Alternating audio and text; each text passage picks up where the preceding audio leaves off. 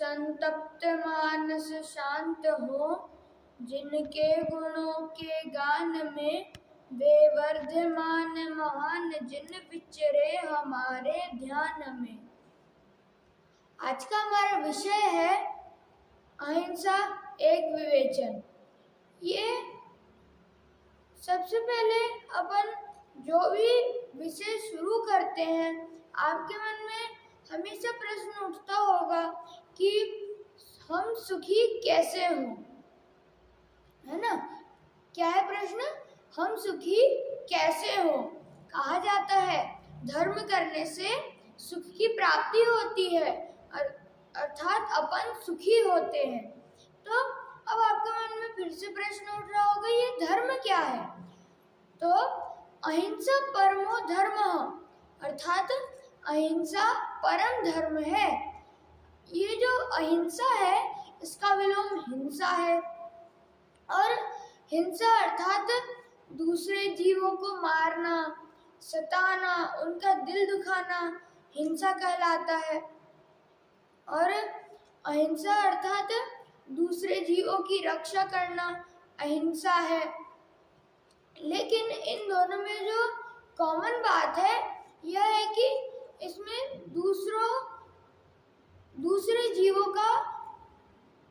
दूसरे जीवों की मुख्यता से ये कथन किया है। मतलब जो दूसरे जीव हैं, पर है जो, वो उनकी मुख्यता से ये कथन किया गया है। लेकिन इसमें तो अपना अर्थात अपनी आत्मा का विचार तो हो ही नहीं रहा है। तो अगर कोई भी जीव अपना अर्थात अपनी आत्मा का विचार करता है तो बस आत्मघात, आत्महत्या या सुसाइड तक ही सोचता है अपने बारे में। तो ये आत्मघात, आत्महत्या और सुसाइड क्या है? ये तो जहर खा के मरना, गाड़ी के नीचे कूद कर मरना, बिल्डिंग से कूद के मरना, फांसी लगा के मरना, चाकू आदि किसी भी हथियार से मरण को प्राप्त होना, ये सब सुसाइड कहलाता है। अथवा ये जो तीन नाम है ना, आत्मघात, आत्महत्या और सुसाइड, ये तीनों एक ही हैं। ये तीनों ही एक ही नाम है, इन तीनों का एक ही मतलब है। और बस यहाँ तक ही ध्यान जाता है। जो भी जीव अपना अर्थात अपनी आत्मा का विचार करता है वह बस यही सुसाइड, आत्मघात, आत्महत्या तक ही सोचता है। यहाँ पे तो उसका ध्यान जाता ही नहीं है कि जो मोह राग द्वेष रूपी भाव है, अगर वो आत्मा में उत्पन्न होंगे तो भी हिंसा ही होगी। अतः आचार्य अमृतचंद्र देव ने पुरुषार्थ सिद्ध्योपाय में हिंसा और अहिंसा का स्वरूप बताने के लिए लिखा है, अप्रादुर्भाव खलु रागादीनां भवत्यहिंसेति, तेषामेवोत्पत्तिः हिंसेति जिनागमस्य संक्षेपः। इसमें हिंसा और अहिंसा का ये स्वरूप बताया है कि जो मोह राग द्वेष रूपी भाव है, अगर वो आत्मा में उत्पन्न होंगे तो वह हिंसा कहलाएगी। और अगर जो मोह राग द्वेष रूपी भाव है, अगर वो आत्मा में उत्पन्न नहीं होंगे है ना, तो वह अहिंसा कहलाएगी। अब आपके मन में प्रश्न हो रहा होगा कि ये मोह राग द्वेष बोल रहे हैं, लेकिन इसमें क्या मोह राग द्वेष? मोह राग द्वेष में क्या है? वास्तव में तो मोह राग द्वेष में कई सारी चीजें हैं, लेकिन अपन इनमें सिर्फ 5 पाप को देखते हैं। जो पाप है वो 5 प्रकार के होते हैं। कौन कौन से? हिंसा, झूठ, चोरी, कुशील, परिग्रह। सबसे पहला है हिंसा। ये पहला पाप पाप है, इस पे तो अपनी बात चली रही है। तो फिर जो बाकी के 4 पाप हैं, ये फिर किस में जाएंगे? अहिंसा में जाएंगे कि हिंसा में? ये हिंसा में जाएंगे।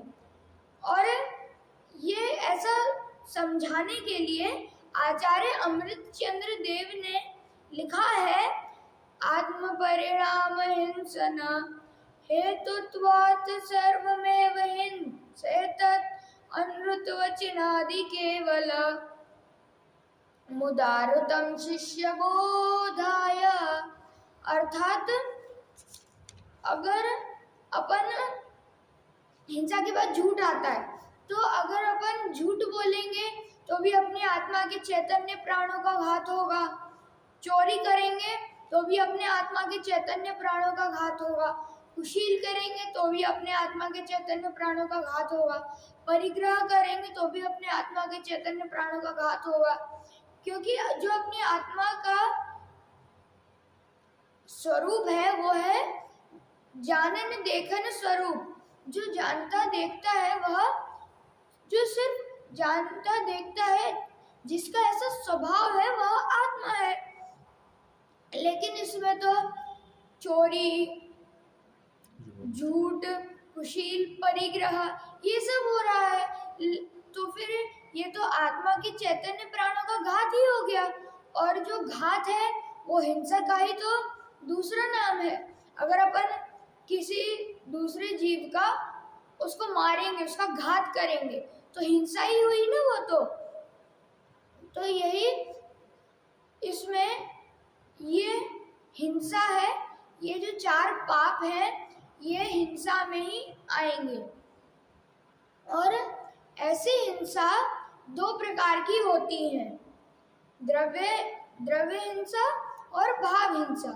द्रव्य हिंसा अर्थात दूसरे जीवों को मारना, जो दूसरे जीव हैं उनको मारना द्रव्य हिंसा है। और भाव हिंसा अर्थात दूसरे जीवों को मारने का भाव करना भाव हिंसा है। और अब आपके मन में प्रश्न उठ रहा होगा, जब मारना या फिर मारने का भाव करना हिंसा है, तो बचाना या फिर बचाने का भाव करना तो अहिंसा होना चाहिए। फिर ऐसा आपके मन में प्रश्न हो सकता है। तो इसका उत्तर है कि जो अगर अपन ने किसी दूसरे जीव के प्राण बचाए, किसी को बचाया है ना, तो भी अपने आत्मा के चैतन्य प्राणों का घात ही हो रहा है। तो फिर वो अहिंसा होगी कि हिंसा? हिंसा ही होगी, क्योंकि उसमें भी घात हो रहा है। अपन रक्षा कर रहे हैं, तो रक्षा करना तो आत्मा का स्वभाव नहीं है, सिर्फ जानना और देखना ही है। इसलिए इसमें भी आत्मा के चैतन्य प्राणों का घात हो रहा है। इसलिए ये अहिंसा नहीं है और हिंसा है। ये हो गया। और जीवों को बचाने का भाव व्यवहार से अहिंसा कहलाता है।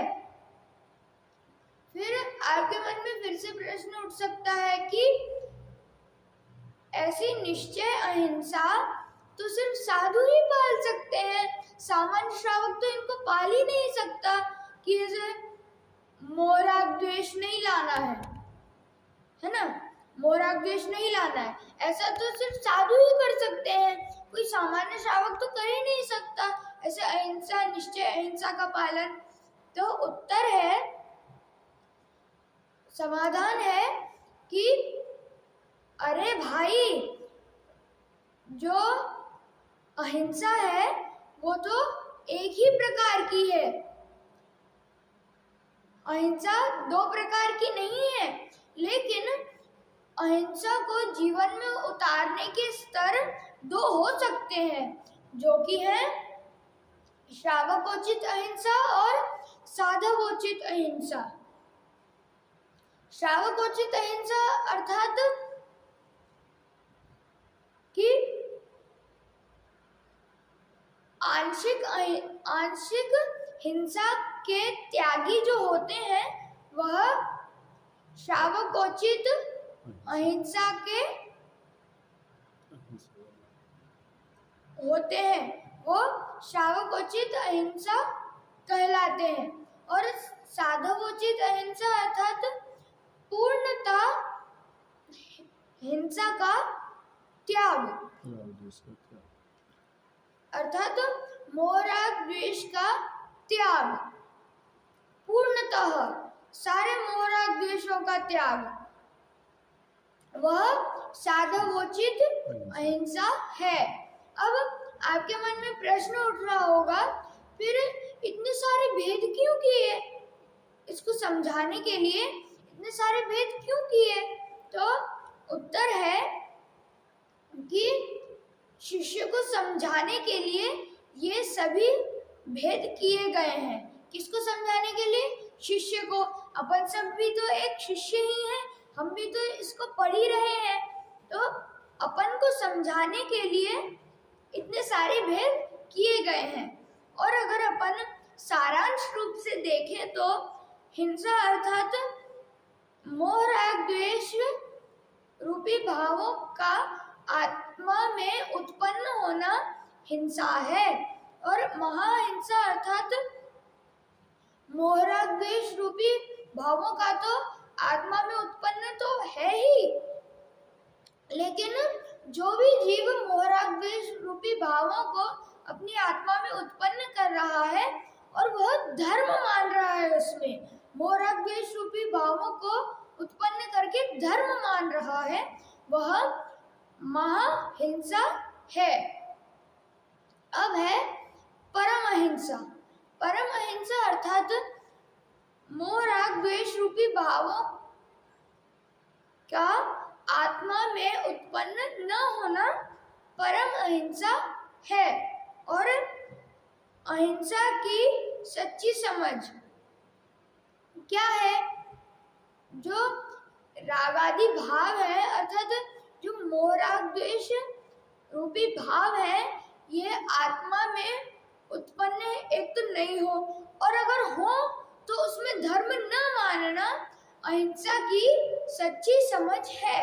जो महाहिंसा था उसका ही उल्टा है अहिंसा की सच्ची समझ, क्योंकि उसमें मोह राग द्वेष रूपी भाव उत्पन्न हो रहे थे, तो उसमें जो जीव इनको उत्पन्न कर रहा था वो उसमें धर्म मान रहा था। लेकिन अहिंसा में मोह राग द्वेष रूपी भाव पहली बात तो उत्पन्न नहीं होंगे, और अगर होंगे तो उसमें धर्म नहीं मानना है।